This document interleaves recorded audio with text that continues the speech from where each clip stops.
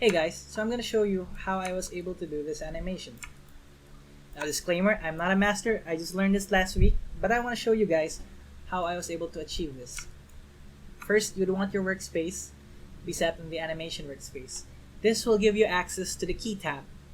Now let's go to the key tab, hit set driven key, and then hit set, which gives you this window. As you can see in this window, it has something called a driver and a driven, and these two boxes in each one. Now what are these?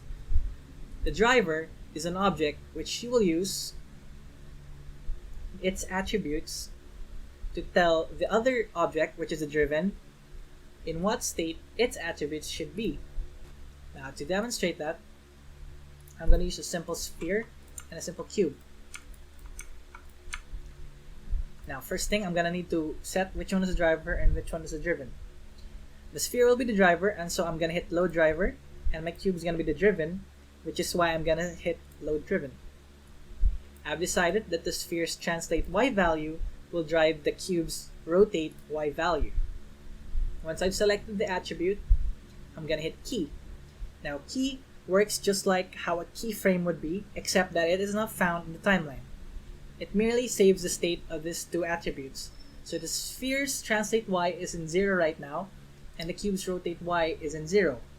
Now whatever attribute in the driven is selected, it marks it blue.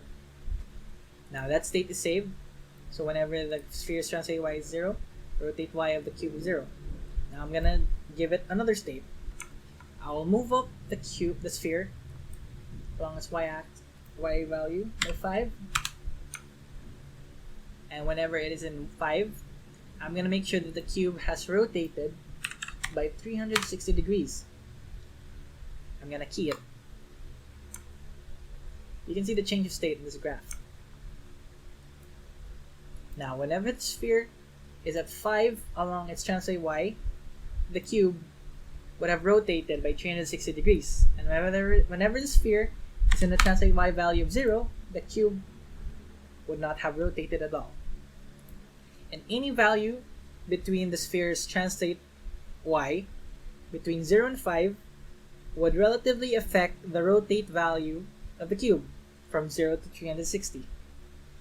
Anything above the translate y value of 5 of the sphere does not affect the cube.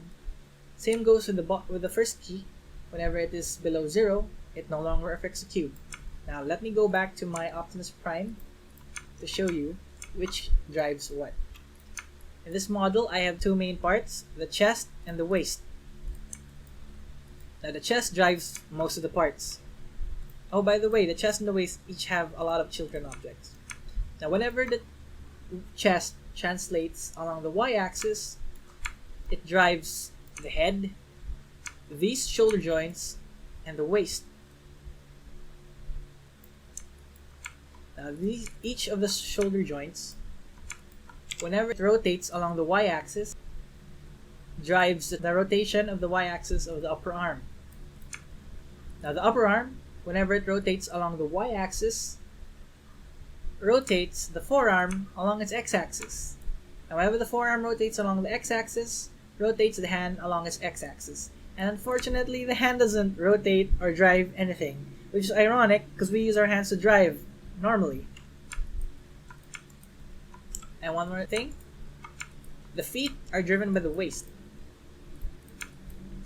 Whenever the waist rotates along the x-axis, the feet would have translated along the y and would have rotated along the x. And in this one, you can see that there are two attributes being driven by the waist. So yeah, I hope you enjoyed that and that you learned something. If you want to correct me, feel free to leave a comment or add additional info. It will be really useful for other people who have found this video. And yeah, if you want to follow more stuff that I do, please follow me on my Instagram or Facebook. Thank you.